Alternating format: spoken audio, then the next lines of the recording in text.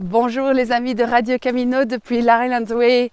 Ça fait 3 semaines que je traverse l'Irlande par vraiment le centre un petit peu sauvage et méconnu. On appelle ça le cœur secret de l'Irlande. Il n'y a jamais de touristes. Par contre, il y a beaucoup de champs à traverser avec des petites échelles.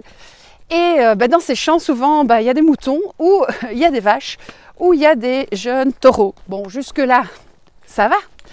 Sauf qu'un jour, je me suis retrouvée devant un énorme taureau. Un énorme taureau de très mauvaise humeur qui avait décidé que définitivement personne ne rentrerait dans son champ où il était peinard avec ses vaches. Et donc, j'ai dû faire un détour de 7 km.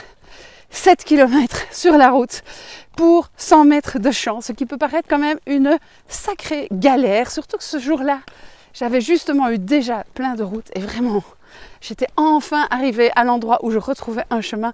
Et donc, je ne vous dis pas ma tête avec Billy le taureau face à moi. Et je me dis, oh non, c'est pas vrai. En plus, demi-tour, c'est le truc que je trouve le plus horrible à faire.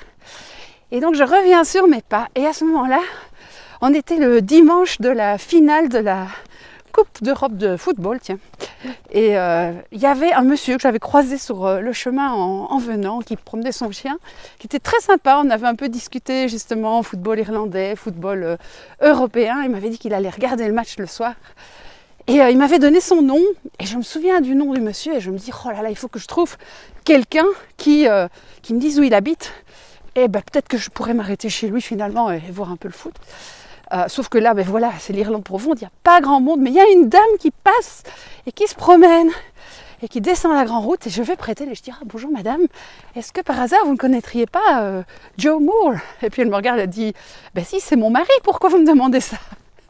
J'étais tombée sur la bonne personne et donc j'ai pu passer non seulement une super soirée à regarder la première mi-temps du foot, bon après j'avais ma dose mais c'était juste pour être au sec et au chaud, mettre la tente dans le jardin et charger le portable pendant la nuit, enfin toutes les petites choses qui font vraiment plaisir quand on est depuis longtemps en bivouac et même le lendemain matin avoir un chouette moment avec cette famille, prendre un petit déjeuner. Et je me suis dit, merci Billy.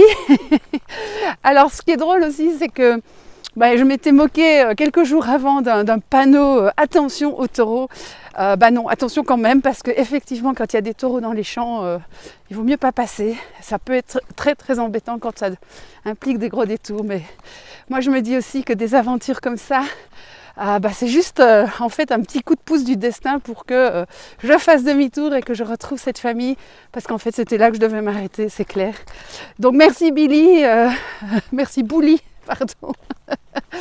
Et bon, maintenant chaque fois que vous verrez un taureau vous pourrez penser à Bouli. Alors je précise pour les amateurs de sciences d'élevage que Bouli n'était pas vraiment un taureau parce qu'en fait il était castré, mais il était là pour prévenir quand les vaches étaient plus disponibles pour le vrai taureau. Donc en plus d'être castré, il était frustré, donc il valait beaucoup mieux pas rentrer dans son champ.